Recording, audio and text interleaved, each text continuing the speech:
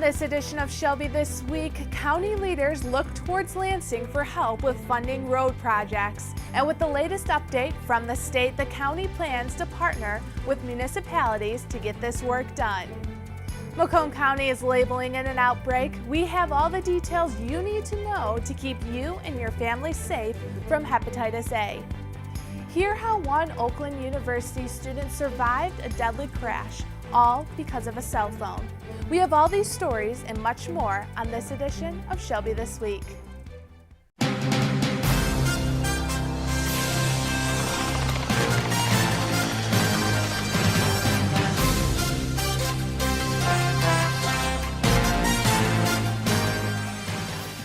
Road conditions in the state of Michigan have been a hot-button topic for the past several months. Macomb County Executive Mark Hackle, along with Macomb County Public Works Commissioner Candace Miller, took to Lansing asking for additional help. What Hackle is calling a promissory note, the state is estimating the county will receive $5 million yearly increments until 2021. Once I got that note back from the governor that said, you know, there's some kind of a guarantee that's coming your way to fix these roads, that funding helps give me the opportunity now to, if you will, leverage that to put money forward now as opposed to wait till it starts to trickle in. So working with our treasurer was the first part, working with the board to get their support and their buy-in to guarantee that those funds are available. With focus on funding the worst roads first, the county plans to start construction on those projects this year. With plans to dip into the delinquent tax fund, the money coming into the county from the state over the next several years will repay that fund. 800 miles of roads needs to be reconstructed, according to Hackle. We are way behind, and this isn't going to get fixed overnight, but we think by working together, we're going to try to be able to do something that's going to be a temporary long-term fix by working with the municipalities who are aching for support on behalf of the Department of Roads. The overall cost to fix everything would be around $1.2 billion. After Macomb County Clerk Karen Spranger was removed from office by St. Clair County Circuit Judge Daniel Kelly, the interim was named in her place. Kathy Brower was put in place of the clerk until the 14-member Circuit Court bench decides on making another appointment. Elected county officials, including Macomb County Executive Mark Hackle, held a news conference stating the judges should keep Brower in the position until the end of the year.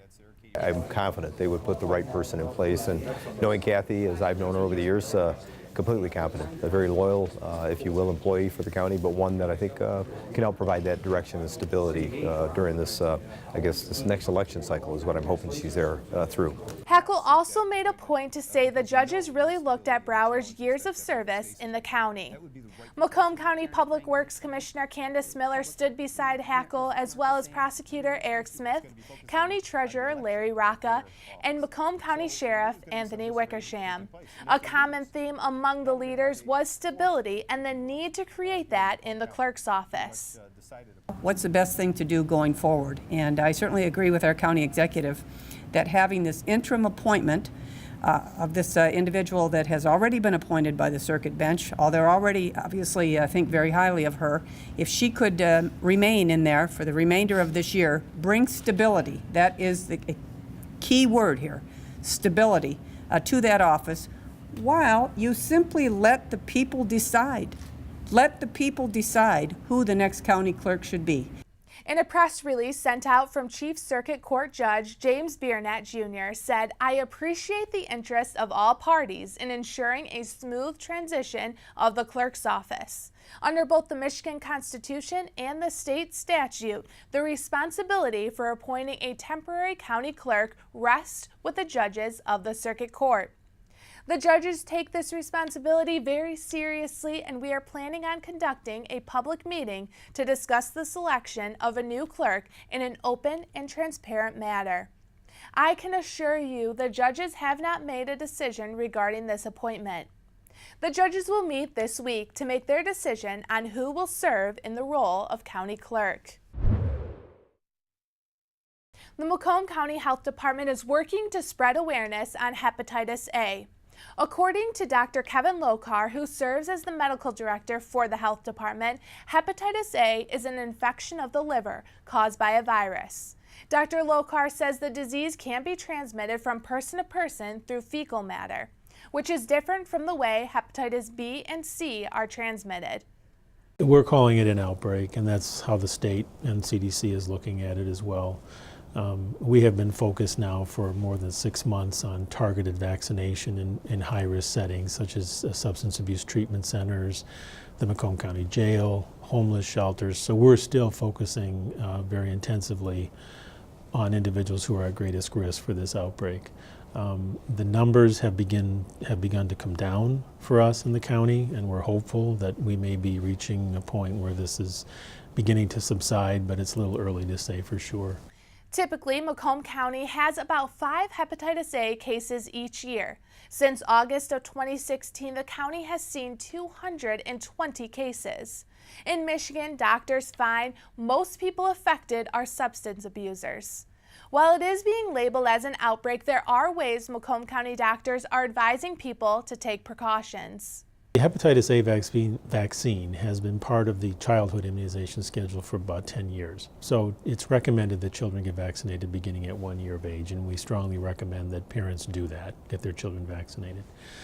The general public is potentially at risk because some of the cases also work in food service establishments, and that's a situation where someone, if they're infectious, could transmit the virus by contaminating food that's served to the public.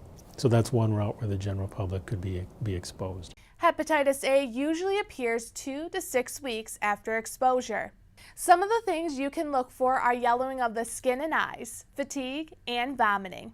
If you experience these symptoms, it is advised that you seek a medical doctor. It's important to wash your hands to help cut down on the spread of this disease. In 2016, over 3,000 people were killed nationwide in accidents which were caused by distracted driving. Our Kyle Warzabak has more about a special presentation held at Oakland University with the goal to cut down on this issue. In light of Distracted Driving Awareness Month, a special presentation was held for the first time in Metro Detroit. Sam Howell and his family spoke to students at Oakland University about their experience dealing with his tragic accident. I am just incredibly pleased to be able to make an impact to help people to see that they're not only betting with whether or not the police will pull them over, but they're betting with their lives. Sam's accident was a result of him reaching for his phone while he was driving. He suffered permanent brain damage, but he has fought back to bring awareness about distracted driving. It's been a big change in my life, day to day, just socially speaking. Do whatever you can to protect your head. It's the most important thing you've got. We think it's teenagers that are the biggest problem on the roads as far as distracted driving. But as you'll notice in this presentation today, I asked, as we do every time, how many of you have been in a car with a parent that's texting and driving? And almost every person here raised their hand. So it's not just the kids, it's us too. And we all think that we're immortal and it's only going to take a second and it won't matter. In order to prevent more incidents like these, police forces will be on full crackdown from April 9th through April 22nd against drivers using their phones while behind the wheel.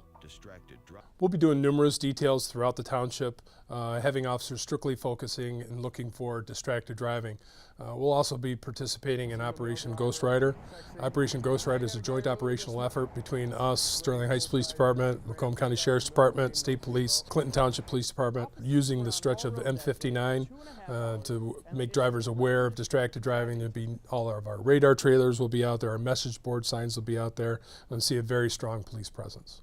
Right now there is a state Senate bill 4466 in regards to trying to amend the state law to be a little more lenient in regards to not just texting, GPS modifications. People actually looking at their phones, using their phones, taking their eyes off of what they're actually doing of driving and making that a primary violation. Now, the best way to prevent distracted driving is to put your phone away to where you can't see or touch it. For Shelby This Week, I'm Kyle Warzabak. Stay with Shelby this week throughout April as we continue to cover Distracted Driving Awareness Month. Still ahead on Shelby this week, Shelby Township makes looking up zoning requirements easier on everyone. We will tell you how the maps are now accessible just by the click of a button. And the Shelby Township and Utica Police and Fire Departments are teaming up once again for the annual Chamber Cares basketball game. Learn where and when this game will be this year. People think I'm trash, but they're wrong.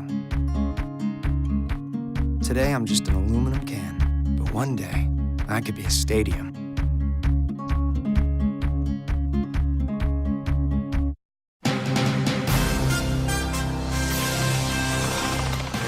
A tool used in communities around the country is making its mark right here in Shelby Township. The Planning and Zoning Department now has a new map which you can easily access anywhere and anytime. Some people say simplicity is best, and when it comes to the township's new zoning tool, that message is the perfect way to describe it.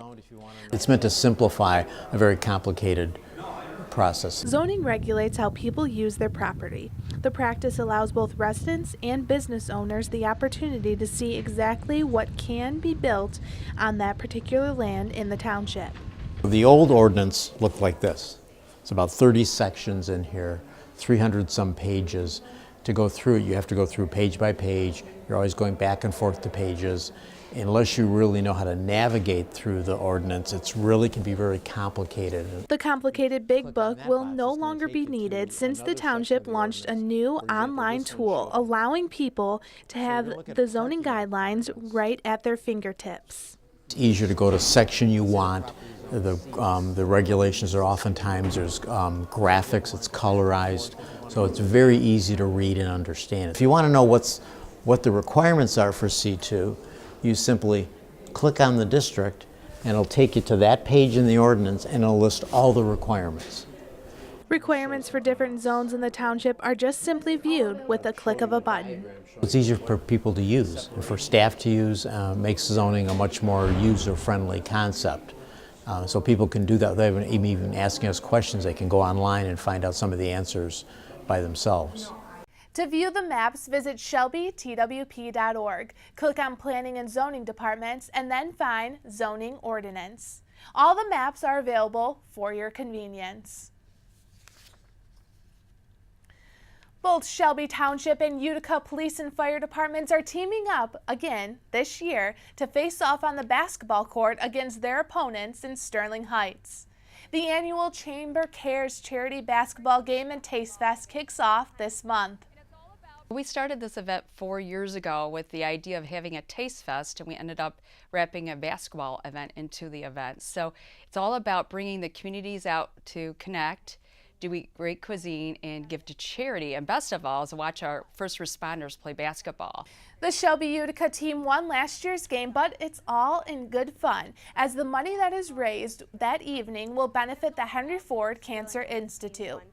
With the opportunity to welcome hundreds of people, the location of the game is at Parkway Christian School. We have a great relationship with your supervisor, Rick Stathakis, and the police and the fire. And we've got over 50 students that call Shelby Township home. So to put this together and to support both of those communities, we're just, it's a great opportunity for us, and it's a great event. It's a great way to also support the Sterling Heights Regional Chamber of Commerce. Not only will people have the chance to enjoy the game on the court, they can also win raffles and prizes. During halftime, kids can shoot some hoops with the first responders. There will also be police and fire vehicles outside at the event. And plenty of food options to sample from local restaurants in the area. The event will be on Thursday, April 19th from 5:30 to 8 p.m. at Parkway Christian School in Sterling Heights. The event is free, but there is a requested $5 donation. More and more children every year are diagnosed with autism. Our April Morton visited one local rehabilitation office to see how they are helping people with the disorder. Meet 28-year-old Andrew Williams. Good afternoon, this is Andrew Williams from Quality Care Autism Rehabilitation Center. How may I help you? Andrew is super excited about starting a new job here at Quality Care Rehab and Autism Center. I am very excited, yes, and I'm very happy to be here. You see, Andrew is not your typical office worker. In fact, he's quite extraordinary. I have a high milder form of Asperger's, which is a high functioning, and so basically, you know, it's like when I was younger, a young teenager, I had a hard time looking at people. I was a little slower on things. I had a lot of physical problems, like low muscle tone and everything, but I worked through it also. Working through it seems to keep Andrew very happy. Dr. Savage believes Andrew will be a great asset to the center. And Andrew has a degree from Macomb Community College. He has a couple of different certificates, and he may have some social challenges, but we felt that he would do a really good job here. Quality of life for Andrew, as well as others with autism, is very important to Dr. Savage and her staff here. They provide both speech and occupational therapy. Both children and adults that have autism do have challenges typically with communication, verbal, nonverbal. Sometimes they may have sensory issues. For example, here at Quality Care, we have occupational therapists that will work with the children. That a lot of times you may see children who have autism that flap their hands or they're spinning in a circle, and that means that their sensory system needs to have some type of input. In addition to having patients in the office, the therapists also do home visits. One of the things that's different about our clinic than about a lot of other places is that we are very patient-centered and we're community-centered. You'll see different types of brushes that we use to help calm the nervous system so that then the child can then focus on whatever they'd like to do.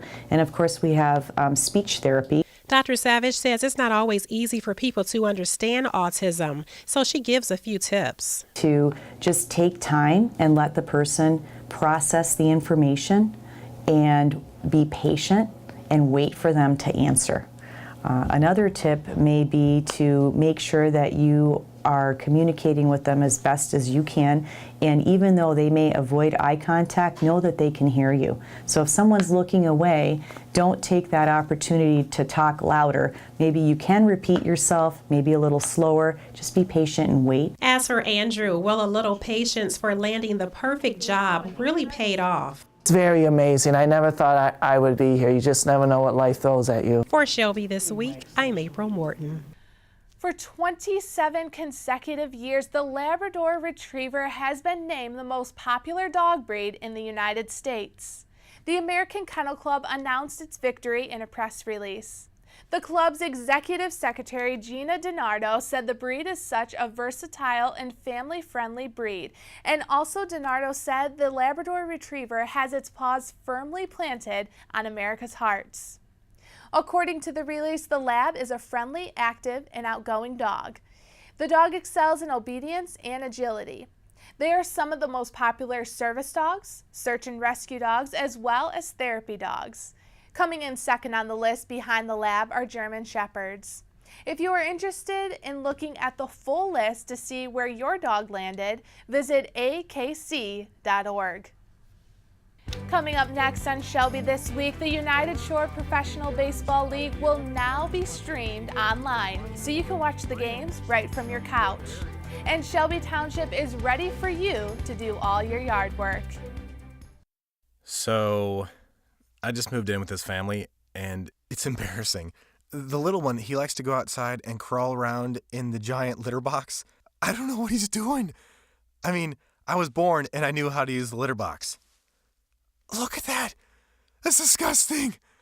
Oh, poop already. You're making me nervous. Oh, okay, I can't look at this anymore. I really hope he grows out of this, for his sake.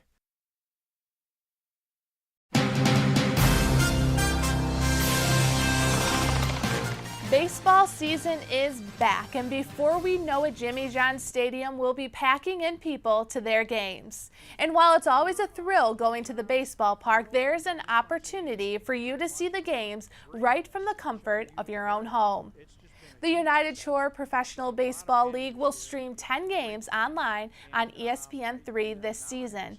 In a statement on the league's website, owner and CEO Andy Appleby said this national platform will give us the opportunity to show off our great ballpark. The baseball brand will be making its return for its third season on May 11th. You can purchase single game tickets by visiting their website at uspbl.com. The 10 games that will be available online have not officially been announced. Spring is here, which means yard work can begin outside. And if you are itching to get out in the yard, you're in luck because GFL environmental customers can now place their yard waste at the curb for pickup. The yard waste must be placed at the curb by 7 a.m. on your designated trash pickup day. Waste must be in your 96-gallon yard waste cart, a 35-gallon plastic or metal container labeled yard waste weighing no more than 50 pounds, or you can place it in a biodegradable yard waste bag. If you have any specific questions or want to find out more information, visit GFL Environmental online at the address listed on your screen, or call 844-464-3587. That's all we have for this edition of Shelby This Week. Remember, you can always catch us online or on Facebook. Just search Shelby TV. While the weather is getting a little bit warmer, construction crews were out last week preparing for the much anticipated splash pad at Jean Shepherd Park. Be sure to stay with Shelby TV for the next several weeks as we will bring you updates about the splash pad in the township. Enjoy, and thanks for watching.